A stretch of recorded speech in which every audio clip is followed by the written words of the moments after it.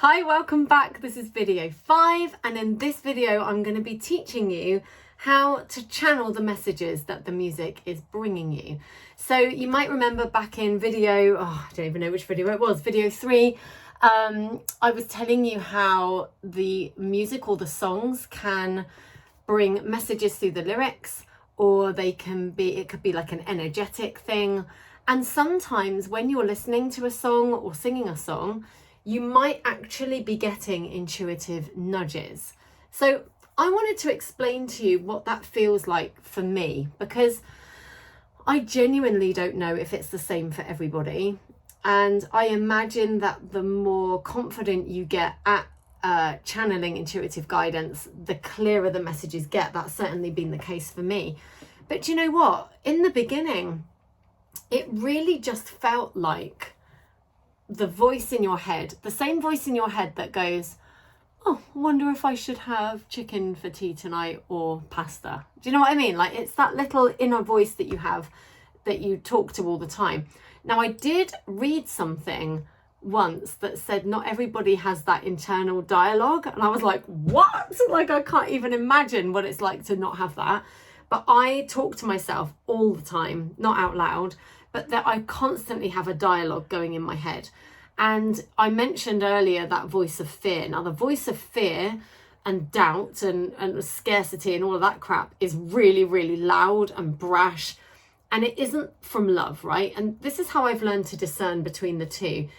If it feels like it's rooted in love, it's probably your intuition. If it feels like it's rooted in scarcity, hate, fear, anything like that, it's not your intuition. It's just your mind going, like freaking out, basically, right? But I believe that there are messages that come through songs. So I asked you to start paying attention to the songs that you were hearing on the radio, that you were hearing in shops, and, you know, just that were popping into your head even.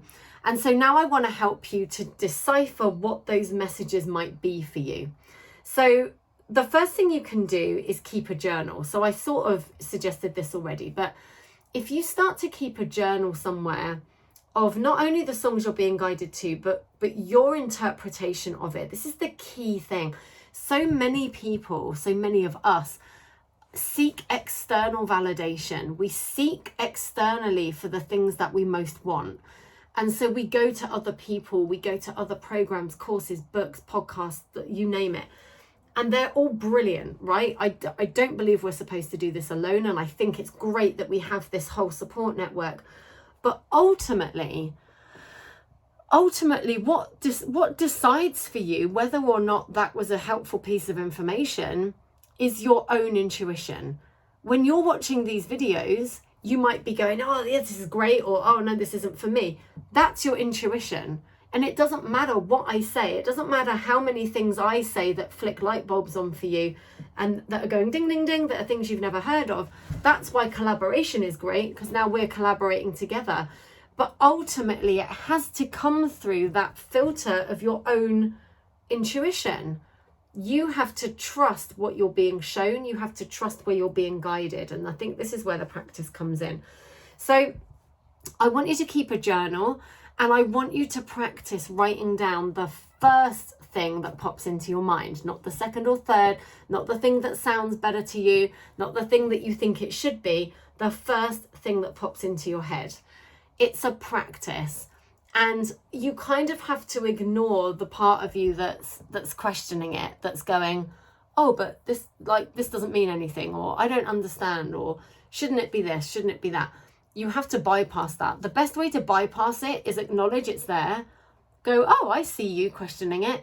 I'm just going to go ahead and write this down anyway, though. So how to channel the messages. Number 1, keep a journal. So just start keeping a written note somewhere of A, the songs that you're hearing, and B, what you think it means, because that's the most important thing. Here's the thing I love about music. It's not set in stone. Somebody could write a song. Let's give you an example. Do you know the song by Kelly Clarkson called Because of You? Because of You was written about her experience as an unhappy child. She had a bad relationship with her dad. And this was a song about how it instilled fear in her And then it's kind of a song about how she's now coming through that, right? But I had somebody once in a session that chose to sing it, and they turned the whole meaning around to their own inner voice, because for so long they had been telling themselves that they couldn't do things, that they weren't good enough, you know, and all of the crap that we tell ourselves. So she actually sang that song, because I'm a big believer in singing songs from true emotion. I'm not a fan of just singing words and not connecting to them. But I don't believe it's necessary to understand why the song was written in the first place. I think you can honour that and understand that. But then the beauty of music is you make it mean what it means to you. There are so many interpretations for so many songs, and they're not all the same. And that's the creative license that we have with music and with songs.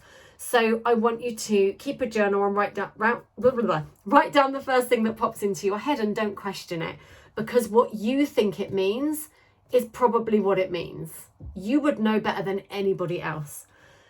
Number 2, start to pay attention to the I wonder moment. So I already said that to me, intuition just feels like, oh, I wonder if I should, blah, blah, blah, blah. And so many times we shut it down. We go, oh, I wonder if I should start a Facebook group. Oh, no, I can't, because I'm not very good at this, and I can't do that. And someone might think this, and someone else might say that. I'm like, we have the I wonder moments, which I believe are intuitive nudges, and then our logic shuts it down. And we tell ourselves a million reasons why we shouldn't do that thing. Let me tell you something. I was going through, God, what year was this? 2017. It was just the end of October. I was really peed off with myself because I hadn't hit any of the goals, or not many of the goals that I'd set for that year. I didn't feel any further forward. I felt frustrated. And I'd been doing a lot of mindset work that year. And so I knew that intuition was a thing, and I knew that it was a thing I could trust. And so I made a rule for myself, and I said, I'm just going to pay attention to the things that pop into my head, those little I wonder moments, those little, you know, wonderings, and I'm going to do them. It was a bit like that movie Yes Man with Jim Carrey. I was like, I'm just going to take action on it. I'm not going to question it. I'm not going to talk myself out of it. I'm not allowed to say I don't know how. I'm not allowed to say it's too scary. I'm not allowed to say any excuse. I'm just going to do it. And shortly after I made that declaration, I was going to do it for a whole week. I just thought, I'm just going to see what happens after a week of just not shutting down my own ideas. And the first idea I got that I remember was, I wonder if I should start a podcast. Now, at this point in time, I was feeling frustrated that I wasn't being seen, I wasn't being heard, I wasn't getting my message out there, I wasn't helping as many people as I wanted to help. And it was in the mental health bracket, because, you know, my journey with anxiety meant that I wanted to help other people that way. And so I was like, I could do a podcast. And of course, all of the doubt flooded in. I didn't even know what a podcast was for a start.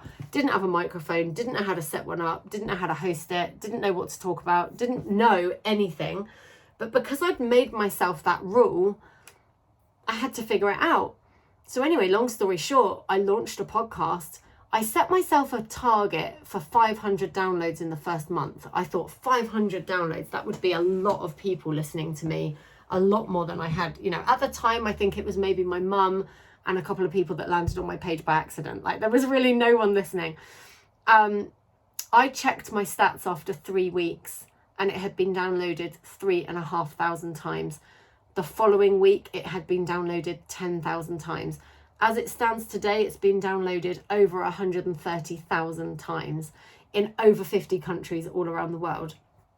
If I had let myself not take action because I didn't know how, or because it was scary, or, you know, for any of those other reasons, I would never have done that. And the amount of times I get messages from people telling me that an episode really helped them, or it got them out of a dark space, like, that podcast is now doing the work that I knew I was here to do. And it came from not questioning what I was channeling. So yeah, that's a long way of saying, write down the first thing that comes into your head.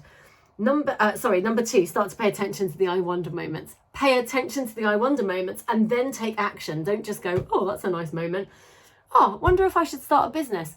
Do it. Just do it. Just do it. And number 3, release all expectations.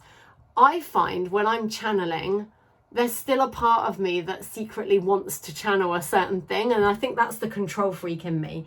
But so I'll be like, oh, I really hope that I channel the answer for this, or I think the answer should be that. I've found often my channeling isn't what I've expected. And I think if your expectation is too strong, then you might miss the intuitive bit, you know? So release all expectation of yourself, of the message, of the outcome, and just let it come through. Whatever wants to come through, let it bubble up and write it down. And that's how you make a start. So put the music on, maybe start a playlist, right? A great way to start is make a playlist of all the songs that you just absolutely love. Whether you love to sing them or dance to them or whatever your reason for loving it is, doesn't matter. Whack it in a playlist. Start playing that playlist and see what starts coming up for you, especially when you've set the intention to start channeling the messages that those songs are bringing.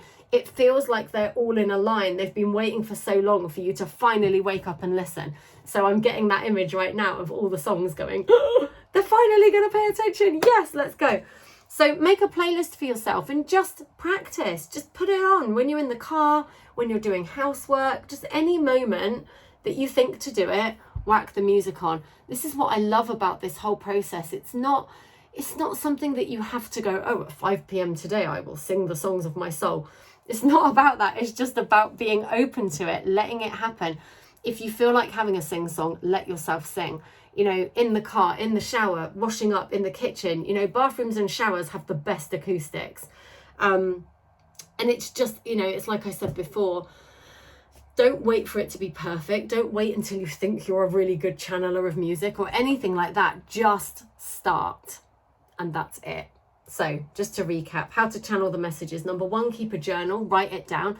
What I find happens when I write it down is I get beneath the surface level stuff that I'm thinking about, because that often isn't intuitive. That's often more conscious thought. When I start to write, more flows. So definitely write it down in a journal. 2, pay attention to the I wonder moments and take action on them. And number 3, release all expectations of yourself, of the message, and of your ability to do this. And I will see you in the final video.